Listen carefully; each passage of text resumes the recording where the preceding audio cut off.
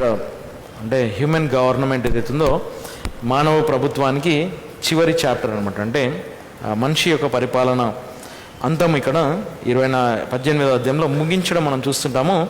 ఇక్కడ నుండి మరి దేవుని యొక్క రాజ్యము స్థాపించబడడం మనం చూస్తాం. అది 1000 ఏళ్ల పరిపాలన. మరి దేవుని యొక్క రాజ్యము భూమి మీద పరిపాలన చేయడము, దాని తర్వాత నిరంతరము దేవుని రాజ్యం ఉంటుంది అని మనం ఈ యొక్క 19వ అధ్యాయం నుంచి చూస్తుంటాం. ఓకే, సో ఈ అధ్యాయము మనం ఇది ముగించేద్దాము. 18 చాప్టర్ ఫ్రమ్ 20 to 24, 20 నుంచి 24 వరకు చదుదాం. పరలోకమా, పరిశుద్ధ అపోస్తలులారా మరియు ప్రవక్తలారా, దానిని బట్టి ఆనందించుడి. దేవుడు దాని మీద మీ నిమిత్తమై ప్రతిదండన చేసి ఉన్నాడు. మరియు ఒక బలమైన దూత ఒక గొప్ప తిరుగటి రాయి వంటి రాయిని పైకెత్తి దానిని సముద్రంలోనికి పారవేయచ్చు. ఈ విధముగానే ఆ మహాపట్టణమైన బబులోను బలాత్కారం చేత క్రిందికి త్రోయబడును, మరియు ఇక మీదట ఎన్నడను కనుగొనబడలేకపోవునని చెప్పాను. మరియు హార్పుల వారి స్వరములైనను, వాద్యకుల స్వరములైనను, సన్నాయి వారి స్వరములైనను, మరియు బూరల వారి స్వరములు ఇక మీదట ఎన్నడను నీలో వినబడవు. మరియు ఏ వృత్తికి చెందిన పనివాడైనను నీలో ఇక మీదట కనుగొనబడడు. మరియు తిరుగటి రాయి ధ్వని అయినను ఇక మీదట నీలో ఎన్నడను వినబడకుండును. మరియు మైనపు ఒత్తి వెలుగైనను నీలో ఇక మీదట ఎన్నడను ప్రకాశింపకుండును. మరియు పెళ్లి కుమారుని స్వరమైనను లేక పెళ్లి కుమార్తె స్వరమైనను నీలో ఇక మీదట ఎన్నడను వినబడదు. ఏలయనగా నీ వర్తకులు భూమిలో గొప్పవారయ్యుండిరి. ఏలయనగా నీ మాయమంత్రముల చేత జనములన్నీ మోసపోయాను. మరియు దానిలో ప్రవక్తల యొక్కయు పరిశుద్ధుల యొక్కయు మరియు భూమి మీద వధింపబడిన వారి రక్తము కనుగొనబడెను. ప్రార్థన చేసుకున్నాం. ప్రేమ నమ్మకం కలిగిన మా పరలోకపు తండ్రి, ఇక సాయంకాలం మరి మీ యొక్క సన్నిధికి మమ్మల్ని తీసుకొని వచ్చినారు. మీకు వందనాలు. మరి దినమంతా కూడా మరి మీ సన్నిధితో మమ్మల్ని నడిపించినారు. మరి మా కొరకు మరి చిందించిన రక్తము, ఆ యొక్క రక్తం ద్వారా మరి మా పాప క్షమాపణ, మరి మమ్మల్ని విమోచించినారు. మరి పాపం నుండి మీకు వందనాలు చెల్లిస్తున్నాం తండ్రి. మరి మీరు ఏర్పాటు చేసిన రక్షణ కార్యం బట్టి దినమెల్లో మరి ప్రతిసారి మరి మా స్వరంలో తెరిచి మీ యొక్క రక్షణ కార్యం బట్టి స్తుతించే భాగ్యం మాకు దయచేస్తున్నందుకు కూడా మీకు వందనాలు చెల్లిస్తున్నాము. ఈ సాయంకాలం ఇప్పుడు మరి ఈ యొక్క బయలు పట్టణంలో మీ యొక్క కార్యం జరిగించండి. ఇప్పుడు మరి మేము మీ యొక్క వాక్యాన్ని సరైన విధంగా తెలుసుకున్నట్టుకు మరి మానవ ప్రభుత్వము మరి ఏదైతే ఉందో మరి మానవుడు ఏర్పాటు చేసిన ఈ యొక్క లోకంలో ఇప్పుడు మరి నుండి మరి మమ్మల్ని వేరు చేస్తున్నారు. మీకు వందనాలు. ఈ యొక్క లోకం యొక్క పతనము, భూమి యొక్క అంతము అతి త్వరలో అతి సమీపంగా ఉంది. కాబట్టి ఇప్పుడు మరి మేము జాగ్రత్త పడి లోకంలో ఉన్నాం కానీ లోకానికి చెందిన వారం కామని మీ యొక్క వాక్యంలో సెలవిచ్చినారు. కాబట్టి ఇప్పుడు మరి ఆ విధంగా లోకానుసారంగా మేము జీవించకుండా ఆత్మానుసారంగా మరి మేము జీవించి మరి మీకు మహిమకరంగా బ్రతుకుటకు ఈ సాయంకాలం మరి యొక్క క్లాస్ ద్వారా మరి మమ్మల్ని బలపరచమని ప్రార్థిస్తున్నాము. మరి లోకం నుండి మరి మమ్మల్ని వేరు చేయండి. మీ యొక్క వాక్యంలో మరి మేము ఇంకా ఎక్కువగా వెతికి మీకు సమీపంగా జీవించటకు కృప చేయించి నడిపించమని ప్రార్థిస్తూ సాయంకాలం వచ్చిన వారిని బట్టి మీకు వందనాలు. రాలేని వారి కొరకు ప్రార్థిస్తున్నాం. మరి మీరే కృప చేయించి కనికరించమని ఇచ్చిన ఈ సమయం కూడా మీకు వందనాలు చెల్లిస్తూ మా పరమ రక్షుడైన యేసుక్రీస్తు నామమున ప్రార్థిస్తున్నాం తండ్రి. అవును. సో దేవునికి వందనాలు. మరి బ్రదర్ ఆరుణ్ వాళ్ళ ఫ్యామిలీ కూడా వచ్చినారు. ఓకే, సో వాళ్ళు కరోనా వైరస్ నుండి స్వస్థపరచబడి దేవుని సన్నిధికి వచ్చినందుకు దేవునికి వందనాలు. ఓకే, సో ఎనివే మనం దేవుని సన్నిధిలో మరి దేవుడు మనల్ని కాపాడేవాడు, సంరక్షించేవాడు, మరి ఆయన మనల్ని పోషించేవాడు, సమస్తము దేవుడే ఉన్నాడు. కాబట్టి ఆయన యందు మనం నమ్మిక ఉంచడము, విశ్వాసం ఉంచడము ఎంతో అవసరం. కాబట్టి we have to trust in God. So దేవుని యందు నమ్మిక ఉంచడము, ట్రస్ట్ అనే మాట చాలా పెద్ద మాట అది కదా. ట్రస్ట్ ఇన్ ద లార్డ్, ప్రభునందు నమ్మిక ఉంచడము.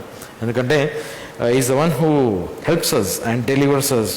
మరి దేవుడు మనను విమోచించేవాడు. Okay, so anyway the fall of Babylon యొక్క పతనం సంగతి లాస్ట్లో మనం ఇక్కడ చూస్తున్నాం. ఏంటంటే ఆ పట్టణము యొక్క స్థితిని మనం చూస్తున్నాం. ఆ స్థితి ఏంటంటే పతనం యొక్క స్థితి అనమాట. అంటే the fall of Babylon. So the consequences, దాని యొక్క ప్రతిఫలం ఏంటంటే పడిపోవడం అనమాట, ఫాలింగ్.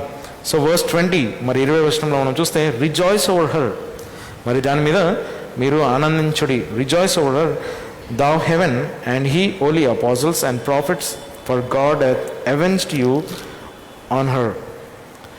తెలుగులో 20వ వచనం. పరలోకమా, పరిశుద్ధ అపోస్తలులారా మరియు ప్రవక్తలారా, దానిని బట్టి ఆనందించుడి. దేవుడు దాని మీద మీ నిమిత్తమై ప్రతిదండన చేసి ఉన్నాడు. సో మీ నిమిత్తము, ఇక్కడ మనం చూస్తున్నాం, ఇక్కడ 3 గ్రూప్స్ ఆఫ్ పీపుల్, అంటే 3 గుంపులు ఇక్కడ మనం చూస్తాం. 3 గ్రూప్స్. ఒకటి ఏంటంటే హెవెన్,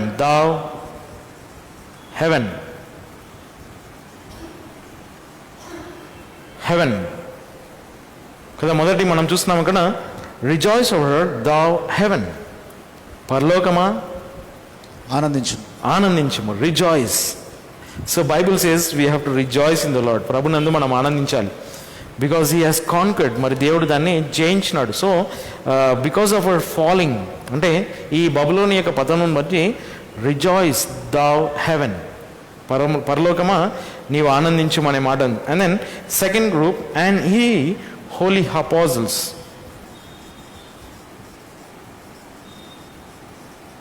హోలీ అపోజిల్స్. సో ఇక్కడ మనం చూస్తున్నాము ఇక్కడ పరిశుద్ధ అపోస్తలులు. సో ఈ వర్స్ 20లో మనం ఇక్కడ చూస్తున్నాం ఏంటంటే ఈ బాబిలోన్ యొక్క ఎఫెక్ట్ అపోస్తలుల సమయంలో కూడా ఈ ఎఫెక్ట్ ఉందన్నమాట. అంటే బబులోని యొక్క ప్రభావము, ఆ లోకం యొక్క ప్రభావము పరిశుద్ధ అపోస్తలుల మీద కదా. పరిశుద్ధ అపోస్తలులు మరి మనకు తెలుసు యేసు ప్రభు ఏర్పాటు చేసుకున్న తాను ప్రత్యేకంగా పిలిచిన అపోస్తలుస్ అనే మాట. సో అపోస్తలులు అంటే కేవలము మరి నూతన నిబంధనలలో మొదటి శతాబ్దంలో ఉండేవారు మాత్రమే అపోస్తలులు. కాబట్టి ఈ దినాలలో మరి చాలామంది దైవ సేవకులను చెప్పుకునేవారు ఈ అపోస్తలులు అని పేరు పెట్టుకుంటారు. మరి ఇప్పుడున్న సమయంలో మరి ఎవరు కూడా అపోస్తలులు లేరు. ఎందుకంటే వారు మాత్రమే, ఆ 12 మంది అపోస్తలులు మాత్రమే. 12 మందిలో ఒకడు మరి నాశనపుత్రుడు, వానికి లెక్కలేదు. కానీ ఇంకొక వ్యక్తిని వెనుకున్నారు, మరి తనను అపోస్తలుడుగా. తర్వాత ఇంకొక వ్యక్తి ఉన్నాడు, మరి అపోస్తలుడైన పౌలు కదా. 13 మంది టోటల్గా, 13 అపోస్తల్స్ అనమాట. సో వాళ్ళందరూ కూడా మరి పరిశుద్ధ అపోస్తలులుగా మనం ఇక్కడ చూస్తున్నాం. సో ఒక క్లాస్ అనమాట. ఇంకోటి ఒక గ్రూప్ ఏంటంటే thou heaven and apostles and profits.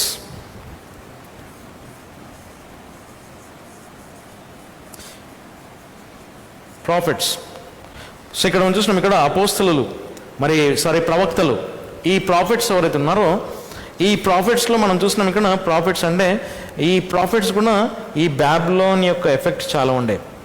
Babylon యొక్క ప్రభావము ప్రవక్తల మీద చాలా ఉండే. ఉదాహరణగా ఇర్మియా, ఎజికియల్, దానియేలు కదా, ఐజయా, మరి వీళ్ళందరూ కూడా పెద్ద పెద్ద ప్రవక్తలు, చిన్న ప్రవక్తలు కూడా హబక్కూకు, నాహూము, వీళ్ళందరూ కూడా ఆల్మోస్ట్ ఈ యొక్క బబులోని యొక్క ప్రభావం క్రింద ఉండంటే. ఎందుకంటే ఈ ప్రవక్తలందరూ కూడా ఈ బబులోను చేత భయంకరంగా హింస పొందినారు.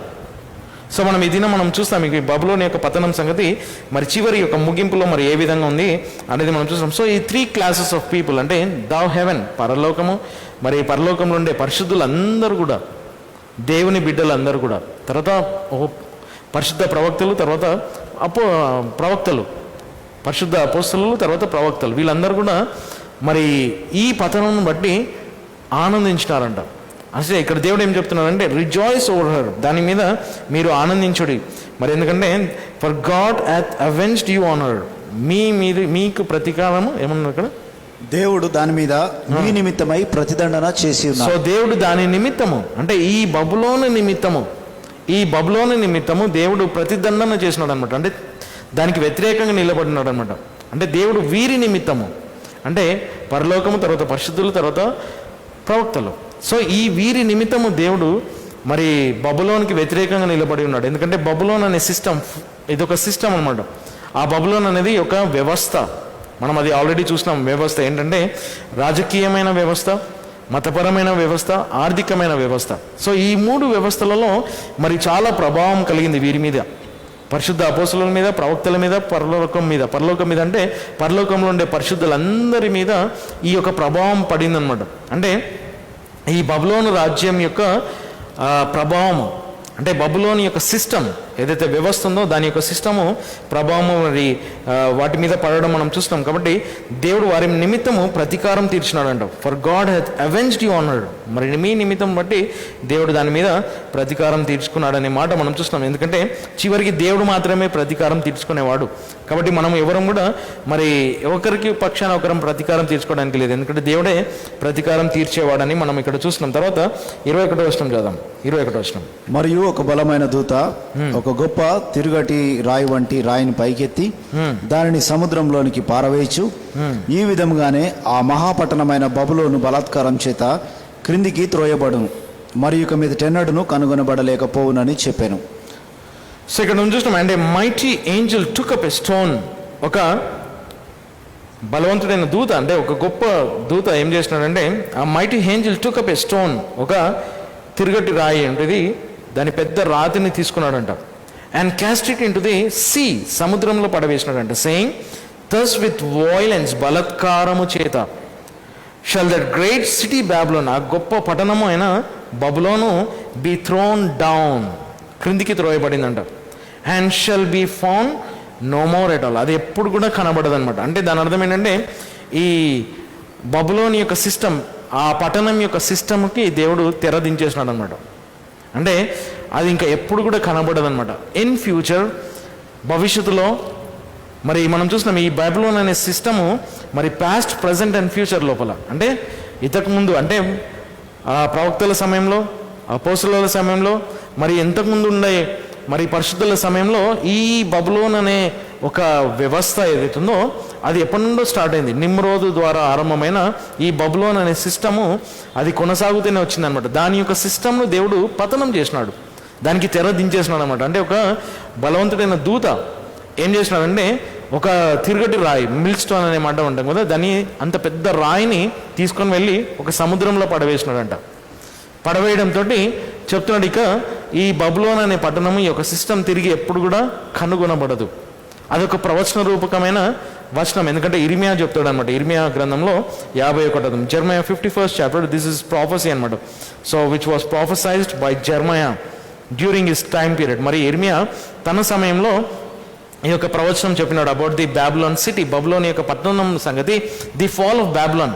ఈ బబులోన్ యొక్క పట్టణం సంగతి ఇర్మియా మరి ఎక్కడ చెప్పినాడంటే, జెర్మయా 51:61-64. మరి ఇర్మియా గ్రంథము 51వ అధ్యాయము చదవండి, 61వ వచనం నుండి 24వ వచనం వరకు ఈ పతనం సంగతి. అంటే ఇది మనం చూస్తున్నాం ఇక్కడ యోహానుకు పరలోకం నుండి ఇవ్వబడిన దర్శనం అన్నమాట. ఆ విజన్ లోపల మరి దేవుడు ఈ యోహానుకు తెలియజేసినాడు, ఆ బబులోని యొక్క మహాపట్టణం యొక్క పతనము సముద్రంలో పాడవేయబడుతుంది, అది ఎన్నడూ కూడా బయటికి రాదు అని ఏదైతే దేవుడు చెప్పినాడో ఆ చెప్పిన మాట ఇర్మియా కూడా దేవుడు చెప్పినాడు. మరి ఇర్మియా సమయంలో ఇది మనము చూస్తున్నాం, ఇది 96 సమయంలో, అంటే 96 ADలో 96వ సంవత్సరంలో ఇది దేవుడు అపోస్తుడైన యోహానుకు తెలియజేసినాడు. కానీ దానికన్నా ముందు ఇర్మియా కూడా దేవుడు తెలియజేసినాడు అని మనం చూస్తున్నాం. దాని అర్థం ఏంటంటే, బైబిల్ అంతట్లో మనము ఆ ప్రవక్తలు, అందుకే ఇక్కడ మనం చూస్తున్నాం ప్రవక్తలు మరి అపోస్తలులు, పరలోకము ఈ బబులోని యొక్క పతనం మీద ఆనందిస్తున్నారంట. ఎందుకంటే దేవుడు ప్రవక్తలకు చెప్పినాడు ఈ బబులోని యొక్క పతనం సంగతి, ఆ పరిశుద్ధ అపోస్తలులకు కూడా తెలియజేసినాడు ఆ బబులోని యొక్క పతనం సంగతి. కాబట్టి మనం అక్కడికి వెళ్ళి చూద్దాము. ఇర్మియా గ్రంథము 51 61-64. జెర్మయా 51st చాప్టర్ 61-64. మరియు ఇర్మియా షెరాయాతో, నీవు బబులోనుకు వచ్చి చూచి ఈ మాటలన్నిటినీ చదువునప్పుడు నీవు ఇలాగూ చెప్పవలను, ఓ ప్రభువా, మనుష్యుడైనను పశువైనను దానిలో మిగిలి ఉండక అది నిరంతరము పాడుగా నుండునని దాని కొట్టివేయటకై ఈ స్థలమునకు విరోధముగా సెలవిచ్చి ఉన్నావు. అయితే జరుగునదేమనగా, నీవు ఈ గ్రంథమును చదవ ముగించినప్పుడు నీవు దానికి ఒక రాయి కట్టి యూఫ్రటీస్ నది మధ్యలోనికి దాన్ని పారవేసి, నేను దాని మీదకి రప్పింపబోచున్న కీడు నుండి బబులోను పైకి రాలేక అలాగే మునిగిపోగా వారు అలసి ఉందురని నీవు చెప్పవలెను.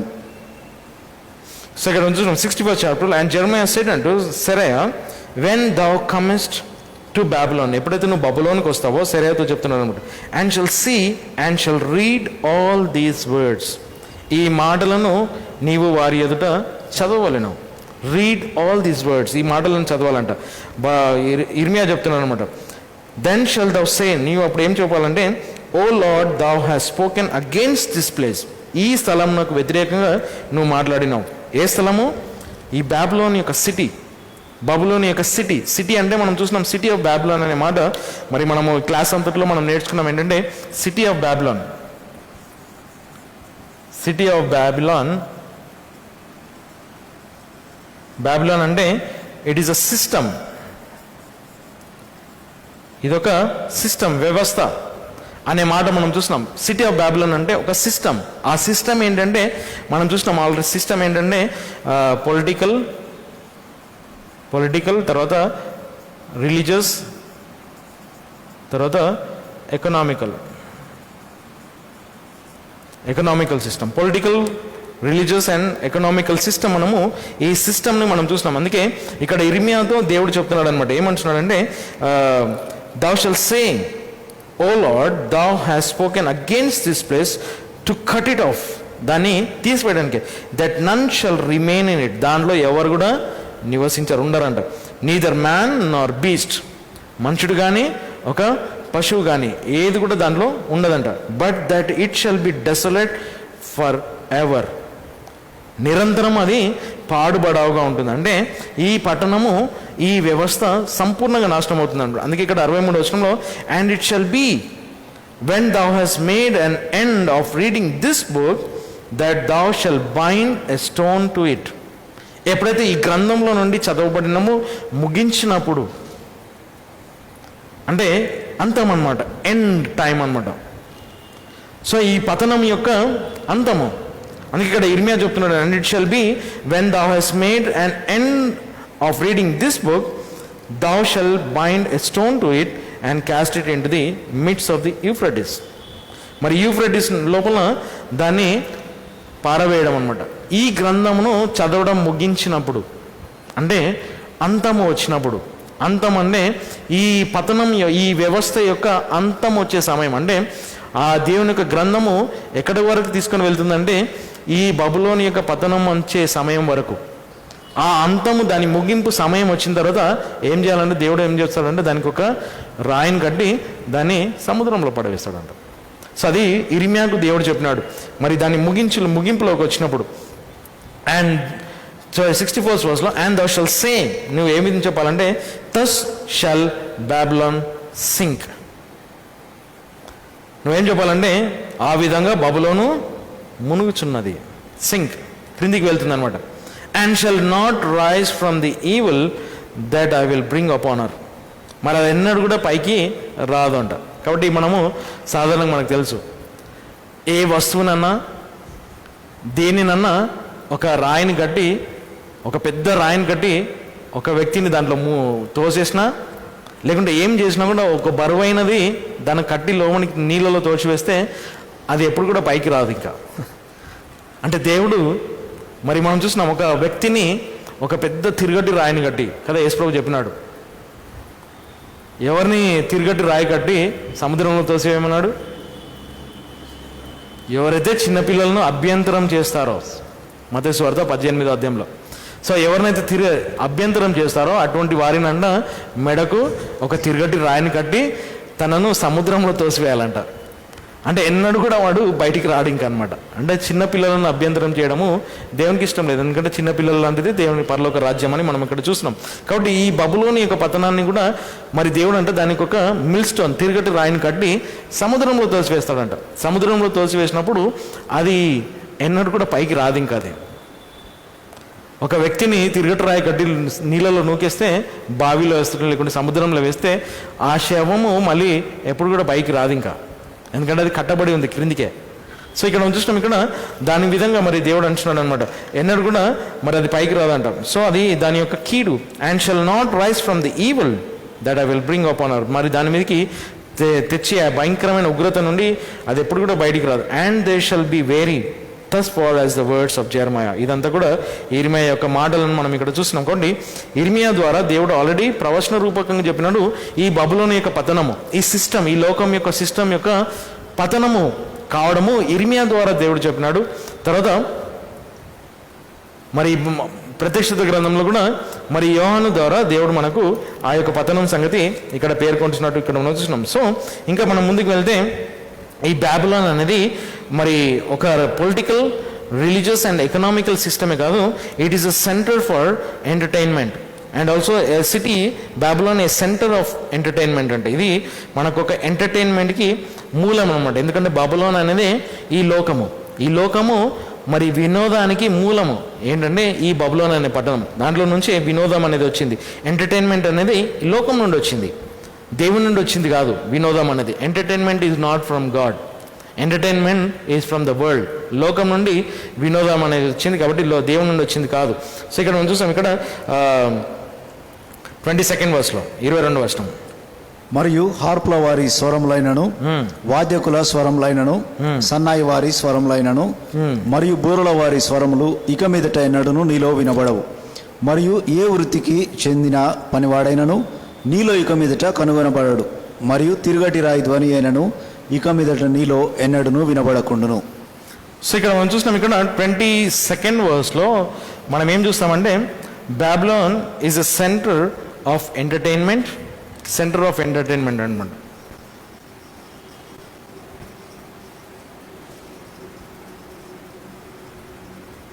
సెంటర్ ఆఫ్ ఎంటర్టైన్మెంట్, తర్వాత it is a centre of industry. అది ఆ యొక్క ఇండస్ట్రీ అంటే పరిశ్రమకు మూలం అనమాట కదా. పరిశ్రమలు ఈ దినాలలో మనం చూస్తున్నాం. ఈ పరిశ్రమ ఇండస్ట్రీ అనేది ఎక్కడి నుంచి వచ్చిందంటే ఈ బబులోన్ అనే సిస్టమ్ నుండి వచ్చింది. మరి పరిశ్రమ లేకుంటే మనిషి ఎట్లా బ్రతుకుతాడు అంటే, మరి మనం అనుకుంటాం మనిషి ఎట్లా బ్రతుకుతాడు ఇండస్ట్రీ లేకుంటే. అందుకే యేసుప్రభు చెప్పినాడు, ఆకాశ పక్షులను చూడండి, అవి విత్తవు కొయ్యవు, దానికి ఏ ఇండస్ట్రీ లేదు. పరలోకంలో ఉండే తండ్రి వాటిని పోషించుతున్నాడు. ఈ లోకంలో దేవుడు మనల్ని పోషించేవాడు. కాబట్టి మనము centre of industry, centre of entertainment and centre of industry మనం ఇక్కడ చూసాం. So 2 points. ఇంకా తర్వాత Babylon is a centre for the wicket city అనమాట. అది మనం నెక్స్ట్ వర్స్లో మనం చూసాం. కాబట్టి సెంటర్ ఆఫ్ ఎంటర్టైన్మెంట్, ఈ సెంటర్ ఆఫ్ ఎంటర్టైన్మెంట్లో మూలం ఏంటంటే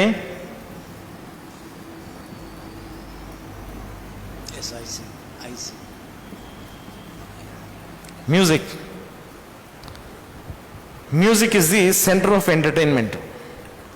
వినోదానికి మ్యూజిక్ అనేది చాలా ఎంటర్టైన్మెంట్ అంటే. ఎందుకంటే ఈ మ్యూజిక్ అనే మాట మనం ఇక్కడ చూస్తున్నాం. And the voice of harpers and musicians and of pipers and trumpeters shall be heard no more at all in the. నీ లోపల నుంచి ఈ స్వరము, వాయిద్యాలు వాయించేవారు, వారి స్వరములు, హార్పులు, ట్రంపెట్స్ ఏవైతే ఉన్నాయో వాటి యొక్క స్వరములు ఇక మీదట వినబడవు.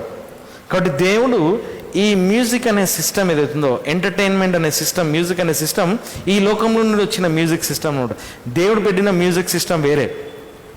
దేవుడు ఈ యొక్క మ్యూజిక్ అనేది, ఈ వాయిద్యము వాయించేది దేవుని యొక్క సిస్టమ్ డిఫరెంట్, ఈ లోకం యొక్క సిస్టమ్ వేరే. కాబట్టి ఇక్కడ మనం చూస్తున్నాం ఈ మ్యూజిక్ సిస్టమ్ అనేది ఎక్కడి నుంచి వచ్చిందంటే మనం ఆల్రెడీ జలప్రలయానికి ముందే ఈ ఎంటర్టైన్మెంట్ అనేది జలప్రలయానికి ముందుండే. ఆ జలప్రలయంలో అది నాశనం చేయబడిన తర్వాత ఈ బబులోని యొక్క పఠనం ద్వారా తిరిగి మళ్ళా ఆ ఎంటర్టైన్మెంట్ మళ్ళీ స్టార్ట్ అయిందనమాట. సో ఫస్ట్ అక్కడికి వెళ్దాం. జలప్రలయానికి ముందు, before the flood, Genesis 4:21 verse. ఆది కాండము 4:21 వచనము. 4:21 ఆది కాండము 4:21 వచనము. మరియు అతని సహోదరుని పేరు యాబాలు, అతడు హార్పును స్వరమండలమును వాడుక చేయు వారందరికీ పితరుడు. సో ఇక్కడ చూద్దాం. And his brother's name was జుబల్.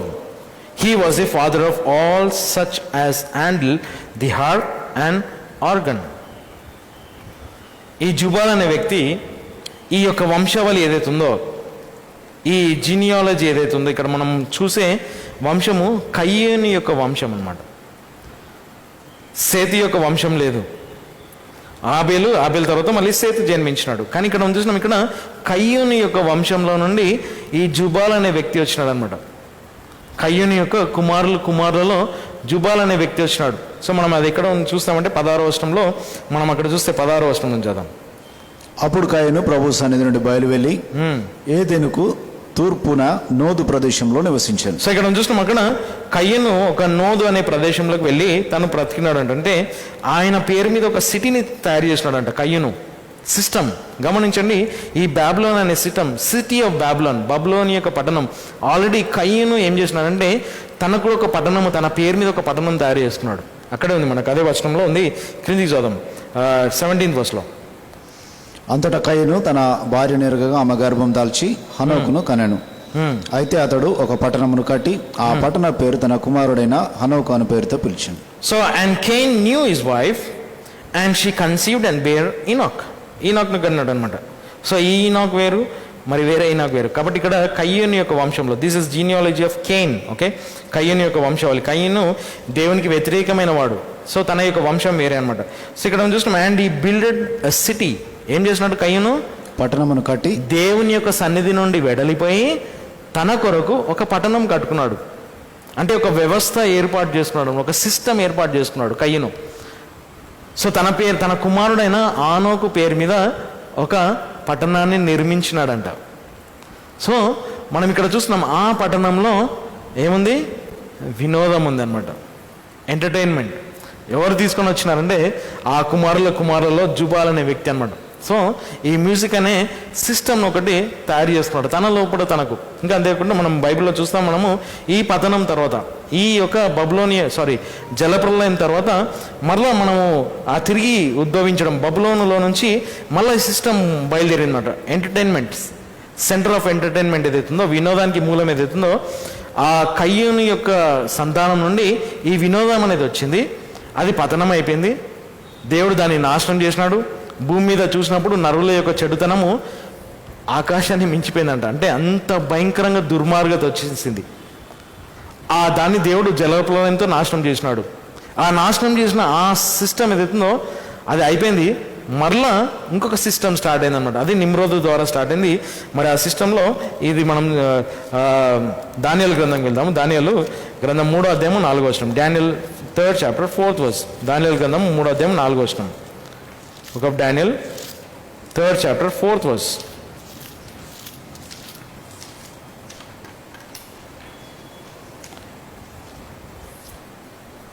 Daniel 3rd chapter 4th verse. దానియేలు గ్రంథం 3వ అధ్యాయం 4వ వచనం.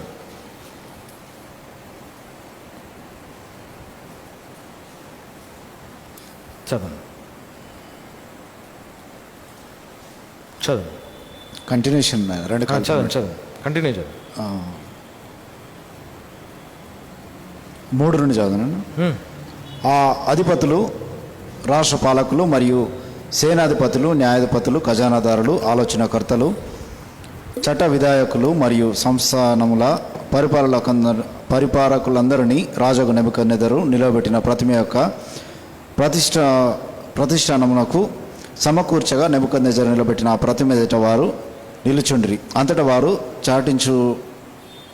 చాటించువాడు ఇట్లని బిగ్గరగా కేక వేశాను, ఓ ప్రజలారా మరియు జనములారా మరియు ఆయా భాషల వాళ్ళారా, మీకు ఆజ్ఞాపించబడినది ఇది. అదేమనగా మీరు బాకా, పిల్లనగ్రోవి, హార్పు, సింఫోనియా, స్వరమండలము, విపంచిక మరియు సకల విధములగు సంగీత నాదము ఏ సమయం మందున విందులో మీరు సాగిలపడి రాజుకు నెబుకద్నెజరు నిలబెట్టిన ఆ బంగారు ప్రతిమను పూజించుడి. సో ఇక్కడ చూస్తున్నాం, ఇక్కడ that at what time he hear the sound of the cornet. So ఇక్కడ వాయిద్యాలు విన్నప్పుడు మీరు ఎప్పుడైతే ఆ స్వరం వింటారో, ఆ వాయిద్యాల యొక్క స్వరం వినగానే మీరందరూ కూడా నెబుకద్నెజరు తయారు చేసిన ఈ ప్రతిమకు మీరందరూ కూడా సాగిలపడి ఆ ప్రతిమను ఆరాధించవలెను. సో ఇక్కడ మనం చూస్తున్నాం, ఇక్కడ మ్యూజిక్, ఈ world music is a place of entertainment, a platform for idol worship. ఈ మ్యూజిక్, లోక సంబంధమైన వాయిద్యాలు వాయించడం ఏదైతుందో అది లోక సంబంధమైన వినోదానికి మూలము. తర్వాత అది ఏం చేస్తుందంటే మనకు ఈ యొక్క విగ్రహారాధనకు అది సిద్ధపాటు చేస్తుంది అన్నమాట. It is a place for idol worship and it is a place of entertainment and platform for idol worship, and it produces all kinds of wicked things. This worldly music, ఈ లోక సంబంధమైన మ్యూజిక్ ఏం చేస్తుందంటే సమస్త దుర్మార్గతను తీసుకొని వస్తుందన్నమాట ఆ వాయిద్యాలు వాయించడం. కాబట్టి ఇక్కడ మనం చూసినాం, ఇక్కడ నేను అనుకుంటాను ఖచ్చితంగా ఈ యొక్క దానియేలు గ్రంథము 2వ అధ్యాయము 1వ అధ్యాయం నుంచి మనం చదివితే 2వ అధ్యాయం 3వ అధ్యాయం 4వ అధ్యాయంలో మనం వచ్చినప్పుడు అక్కడ 3 యవనస్తులు ఉన్నారు కదా. ఎవరు? హననియా, మిషాయల్, తర్వాత అజరియా కదా, హీబ్రూ పేర్లు. అంటే షడ్రక్, మేషక్, అబేద్నగో. సో ఈ 3 యవనస్తులు ఆ ప్రతిమకు మ్రొక్కలేదంట. ఆ మొక్కకపోవడమే కాదు, వారు అక్కడ ఉండే వాయిద్యాలకు ఎక్కడ కూడా వారు చోటు ఇవ్వలేదు. వారు దానికి ఒక స్వరంను కూడా వినలేదంట. అంటే వారికి దానికి అంటే ఇంపార్టెన్స్ కూడా ఇవ్వలేదన్నమాట. అంటే ఈ లోక సంబంధమైన వాయిద్యాలు వాయించే మ్యూజిక్కి ఈ ముగ్గురు దైవజనులు, దేవుని బిడ్డలు ఎవరైతే ఉన్నారో వాటికి సాగిల పడలేదు. ఈ లోకం యొక్క మ్యూజిక్కి వాళ్ళు సాగిల పడలేదని మనం చూస్తున్నాం. ఎందుకంటే మన ఇప్పుడు ఉన్న ప్రస్తుతం లోకంలో కూడా ఈ మ్యూజిక్కి చాలా హై లెవెల్లో వెళ్ళిపోయింది. ఎందుకంటే మరి లోకంలో వినోదం ఎక్కువైపోయింది, ఈ మ్యూజిక్ ఎక్కువైపోయింది అనమాట. సో దీంట్లో మరి మనం దైవికమైన మ్యూజిక్ ఏంటి, లోక సంబంధమైన మ్యూజిక్ ఏంటి, అది మనం తెలుసుకొని జ్ఞానంతో వెళ్ళకుంటే మనం కూడా ఈ విధంగా పడిపోతాం. అందుకే ఈ లోకము మరి ఈ మ్యూజిక్ ఏం చేస్తుందంటే, ది వరల్డ్ మ్యూజిక్ ఏదైతే ఉందో it is a place of entertainment. ఇది వినోదానికి మూలం అనమాట కదా. అందుకే మనం ఈ దినాలలో చూస్తున్నాము డీజే ప్రోగ్రామ్స్ పెడతారు, డీజేస్ పెడతారు. డీజేస్ అనేది చాలా లేటెస్ట్ మ్యూజిక్ అనమాట. అంటే వాళ్ళు ఒక పార్టీస్ అయినా డీజే పెట్టుకుంటారు. డీజే ఎందుకు పెడతారంటే అక్కడ ఎంటర్టైన్మెంట్ ఉండాలి. ఎంటర్టైన్మెంట్కి ఏమి important? Music.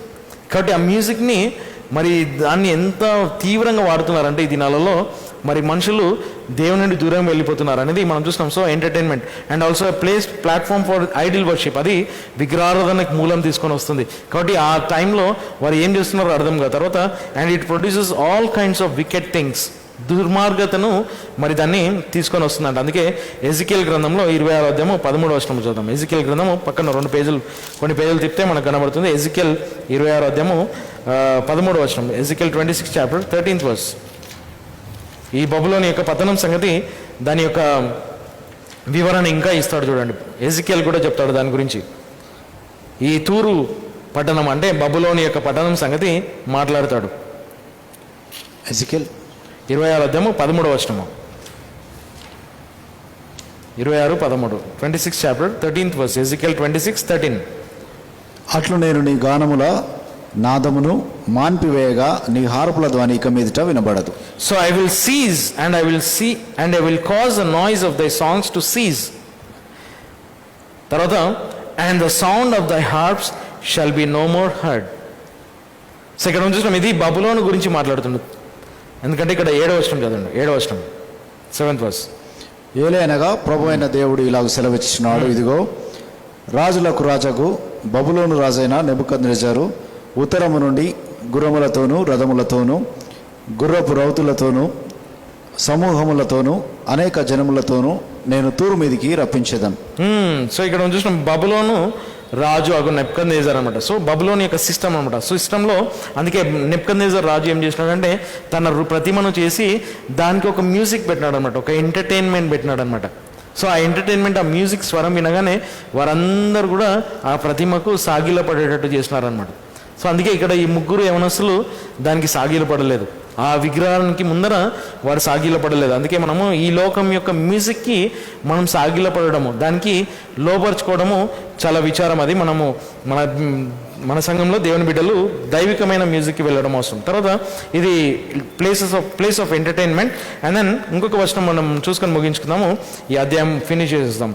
So 18th chapter తర్వాత centre for entertainment first section 22nd చాప్టర్లో 22nd వర్స్లో ఫస్ట్ సెక్షన్ ఏంటంటే ప్లేస్ ఆఫ్ ఎంటర్టైన్మెంట్. తర్వాత and no craftsmen of whatsoever craft ఈ be shall be found any more in the and the sound of a millstone shall be heard no more at all in the. Telugu చదువు 22వ వచనం. అంటే industry అనమాట, ఒక ఏమంటాం, మరియు ఏ వృత్తికి చెందిన పనివాడైనను నీలో ఇక మీదట కనుగొనబడాడు.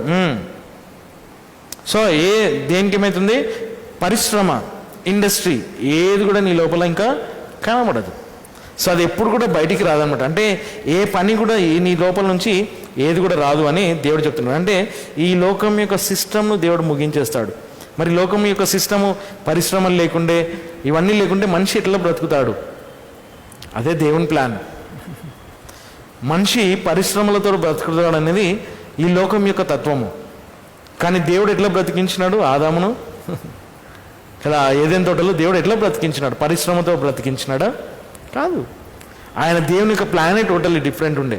కానీ మానవుడు దేవుని ప్లాన్కి వ్యతిరేకంగా వెళ్ళినాడు. కాబట్టి మరి 1000 ఏళ్ల పరిపాలనలో మనం చూస్తాం దేవుడు ఎట్లా పరిపాలన చేస్తాడనేది. తర్వాత 23వ వచనం చదవండి. 23వ వచనం.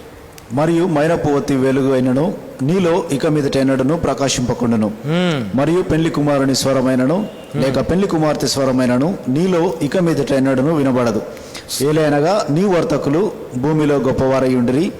ఏలైనగా నీ మాయా మంత్రముల చేత జనములన్నీయు మోసపోయాను. సో థర్డ్లీ మనం ఏం చూస్తామంటే it Babylon is the centre of entertainment and Babylon is the centre of industry and thirdly Babylon is the centre of all wicked activity.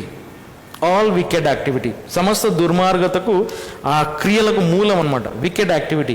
Babylon is a centre of all wicked activity. సమస్త దుర్మార్గత యొక్క కార్యములకు మూలమవుతుంది ఈ యొక్క పట్టణం. కాబట్టి దాన్ని దేవుడు నాశనం చేస్తాడంట. అందుకే అక్కడ ఏం కూడా కనబడదంట. సో పెళ్లి కుమారుని స్వరం వినబడదు, ఏం కూడా కనబడదు. అంటే సమస్తము దాంట్లో మాలమైపోతుంది. తర్వాత ఇక్కడ ఫర్ బై దై సోర్సరీస్ వేర్ ఆల్ నేషన్స్ డిసీవ్డ్. సమస్త దేశములన్నీ కూడా దేంతో మోసగించబడినాయి అంట? మాయా మంత్రములతో. యాక్చువల్లీ దాని వెనుకల మనం గ్రీక్ పదం ఒకవేళ మనం చూస్తే సోర్సరీస్ అనే పదము వెనుకల గ్రీక్ పదం ఏముంటుందంటే ఫార్మకియా అనేమాట. ఫార్మకియా అంటే డ్రగ్స్కి సంబంధించిందన్నమాట. ఫార్మక్రియా అంటే ఈ పట్టణము it is a Babylon city is a city of Satan city అనమాట. సాతాను యొక్క పట్టణము, డార్క్ సిటీ అనమాట. అందుకే ఇక్కడ ఆ డార్క్ సిటీ లోపల సమస్త విధములైన డ్రగ్స్తో కూడిన పట్టణం అనమాట. ఆ డ్రగ్స్ తోటి సమస్త దేశంలో మోసం చేస్తుంది. కాబట్టి ఈ దినాలలో మనం చూస్తున్నాము మందులు, తర్వాత డ్రగ్స్ ఏవైతున్నాయో, మరి చెడు సంబంధమైన డ్రగ్స్ ఏవైతున్నాయో అవన్నీ కూడా ఈ పట్టణం నుండి వచ్చినాయని మనం ఇక్కడ చూసాం. సో ఫైనలీ లాస్ట్ 24th వర్స్లో and in her was found the blood of prophets and of saints and of all that were slain upon the earth. 24వ వచనం చదువుతుంది. మరియు దానిలో ప్రవక్తల యొక్కయు పరిశుద్ధుల యొక్కయు మరియు భూమి మీద వధింపబడిన వారందరి రక్తము కనుగొనబడెను. సో ఆ పట్టణం లోపల ఏం కనబడిందంట? రక్తం. ఆ పట్టణంలో రక్తము. ఎవరి రక్తము? ప్రవక్తలు పరిశుద్ధులు భూమి మీద వధింపబడిన వారందరూ. అంటే దేవుని బిడ్డలు వధింపబడిన వారందరి రక్తము ఆ పట్టణంలో కనబడిందంట. అందుకే కయ్యను ఏబేలును చంపినప్పుడు ఆ ఏబేలు యొక్క రక్తము దేవునికి మొరబెట్టుకుందన్నమాట. అంటే ఈ లోకం యొక్క సిస్టమ్ ఏదైతుందో, ఈ బబులోన్ అనే పట్టణం ద్వారా దేవుని బిడ్డలను హతమార్చిన వారిని వారి యొక్క రక్తము దాంట్లో కనబడింది అనమాట. దాని అర్థం ఏంటంటే ఈ పట్టణం ఏంటంటే this city is called the Christ rejected city అనమాట. ఈ పట్టణము యేసుక్రీస్తును తృణీకరించిన పట్టణము, దేవుని తృణీకరించిన పట్టణం, యాంటై క్రైస్ట్ సిటీ. ఇంకా సింపుల్ టర్మ్లో చెప్పాలంటే antichrist city. Babylon city is called the antichrist city. బబులోను పట్టణం అనేది క్రీస్తు విరోధమైన పట్టణం. ఎందుకంటే దేవుని బిడ్డలను, క్రీస్తుకు సంబంధించిన ప్రజలను మరక్కడ చంపడం మనం అక్కడ చూస్తున్నాం. కాబట్టి అందుకే ఈ లోకమును మనము ప్రేమించదు. ఈ పట్టణం అంటే ఏంటి? ఈ లోకం అనమాట. ఈ బాబిలోన్ సిటీ అనేది ఈ లోకం. అందుకే ఒక వచనం మనము లాస్ట్కి చదువుకొని మనం ముగించుకుందాము. ఈ 18th చాప్టర్ అంతా కూడా కన్క్లూజన్ ఏంటంటే ఏమ్స్ చెప్తాడు. జేమ్స్ 4th చాప్టర్ 4th వర్స్లో, ఏమ్స్ పత్రిక 4వ అధ్యాయం 4వ వచనం ఏం చెప్తాడంటే, ఈ అడల్టరర్స్ and అడల్టరసెస్ know ye not that the friendship of the world is enmity with God? Whosoever therefore will be a friend of the world is the enemy of God. వ్యభిచారులారా లోకముతో స్నేహితము దేవునితో శత్రుత్వం అని మీరు ఎరగరా? కావున ఎవడైనను లోకము నాకు స్నేహితుడగునో వాడు దేవునికి శత్రువగును. ఈ లోకంతో స్నేహితము, దేవునితో శత్రుత్వము. ఈ లోకమును మనం ప్రేమిస్తే దేవునికి మనం శత్రువులం అవుతాం. అంటే ఈ వ్యవస్థ, ఈ ఎంటర్టైన్మెంట్ కానీ ఏవైనా కూడా నీవు దేవుని కంటే ఎక్కువ దాన్ని ప్రేమిస్తే దేవునికి మనం శత్రువులం అవుతాం. ఏది కూడా మన జీవితంలో దేవుని కంటే ఎక్కువ ప్రేమించడము ఉండకూడదు. నీ ఉద్యోగం కావచ్చు, నీ వ్యాపారం కావచ్చు, ఏదైనా కావచ్చు, లేక ఏ వ్యక్తి అయినా కావచ్చు, దేవుని కంటే ఎక్కువ ప్రేమించడం అది లోకం అన్నమాట. కాబట్టి దేవుని మాత్రమే మనం ప్రేమించాలంట. సో మనం దేవుని యొక్క ప్రేమను కలిగి ఉన్న వారం. Therefore whosoever therefore will be a friend of the world, ఎవరైతే లోకంతో స్నేహితంగా ఉంటారో వారు దేవునికి శత్రువులు అంటారు. కాబట్టి దేవునితో శత్రుత్వము కలిగి ఉంటారు. ఎందుకంటే దేవునికి ఈ బబులోన్ అనే పట్టణము శత్రువు. ఎందుకంటే ఈ బబులోన్ అనే పట్టణము దేవుని బిడ్డలను హతమార్చింది. ఆ పట్టణంలో ఏముంది? పరిశుద్ధులు, ప్రవక్తల యొక్క రక్తమే కనబడుతుంది. ఆ పట్టణంలో రక్తపాతమైన పట్టణం అన్నమాట. భయంకరమైన దుర్మార్గమైన పట్టణము, భయంకరమైన వ్యవస్థ. ఈ సిస్టమ్ను దేవుడు కంప్లీట్ నాశనం చేసేసి తన రాజ్యమును స్థాపిస్తాడు. తన రాజ్యము సమాధానంతో ఉండే రాజ్యము, నిరంతరం ఉండే రాజ్యము, మహిమ కలిగిన రాజ్యంను దేవుడు స్థాపించనే ఉన్నాడు. కాబట్టి ఆ రాజ్యం కొరకు మనం వేచినాము. ఈ లోకము దాంట్లో ఉండేటివి గతించిపోతుందంట కదా. లోకంలో ఉండేటివి లోకము, ఈ లోకంలో ఉండేటివి అన్నీ కూడా గతించిపోతుందంట కదా. 1 యోహాను 2వ అధ్యాయము 15వ వచనం నుండి చదువు. 1 యోహాను 2వ అధ్యాయము 15వ వచనం నుండి. 1 John 2nd chapter 15th verse నుంచి. లోకమునైనను లోకములో ఉన్న వాటినైనను ప్రేమించకుడి. ఎవడైనను లోకమును ప్రేమించినడలా తండ్రి ప్రేమ వానిలో లేదు. ఏలైనగా లోకములో ఉన్నదంతయు శరీర భోగేచ్ఛయు, నేత్రముల భోగేచ్ఛయు మరియు జీవపు డమ్మము. ఇవి తండ్రి వలన కలిగినవి కావు గాని లోకం వలన కలిగినవే. మరియు లోకమును దాని భోగేచ్ఛయు గతించిపోవును గాని దేవుని చిత్తమును చేయవాడు నిరంతరము నిలిచి ఉండును. So very simple. 17th verse లో and the world passeth away. ఈ లోకం గతించిపోతుంది. ఏంటి లోకం? లోకం అంటే మనం అనుకుంటున్నాం ఈ లోకం గతించిపోతుంది అంటే ఈ భూమి ఇవన్నీ, అవును ఇది భూమి ఇవన్నీ, ఆకాశం భూమి అన్నీ గతించిపోతుంది. కానీ ఈ లోకం అంటే ఏంటి? ఈ సిస్టమ్, ఈ వ్యవస్థ గతించిపోతుంది. ఆ సిస్టమ్ ఏంటంటే శరీరాశ, నేత్రాశ, జీవడమం గతించిపోతుంది. ఈ లోకంలోనే ఈ వ్యవస్థ అంతా కూడా గతించిపోతుందని ఇక్కడ 1 యోహాను 2వ అధ్యాయంలో మనం చూస్తున్నాం. కాబట్టి and the world passeth away, ఈ లోకం గతించిపోతుంది. And the lust thereof, దాంట్లో ఉండే భోగేచ్ఛ గతించిపోతుంది. లోకము, లోకంలో ఉండే భోగేచ్ఛ. లోకంలో నుండి వచ్చిందంట ఏంటి? శరీరాశ, నేత్రాశ, జీవడమం. దేవుని నుండి వచ్చింది కాదు, లోకంలో నుండి వచ్చింది. ఏ లోకము? ఈ బబులోన్ అనే పట్టణం నుండి ఇచ్చింది. కయ్యూని యొక్క గుణలక్షణం నుండి పుట్టిన ఈ లోకం అనమాట. సో దానికి మూలం ఏంటి? దాని వెనుకల అసలైన కారకుడు ఎవరు? సాతానుడు. సాతాను నుండి వచ్చిన ఈ సిస్టమ్ అన్నమాట. ఇదంతా కూడా గతించిపోతుందని దేవుని యొక్క వాక్యంలో సెలవిస్తుంది. But he that doeth the will of God abideth for ever. గమనించండి, ఇక్కడ 1 యోహాను 2వ అధ్యాయంలో లోకమును ఒక వ్యక్తిని పోల్చి చెప్తున్నాడు కదా. అది లాస్ట్ 17th verse ఏముంది గమనించాం. ఆ మాటలు గమనించాం, అందులో ఉండే ప్రతి మాట గమనించాం. 17వ వచనం.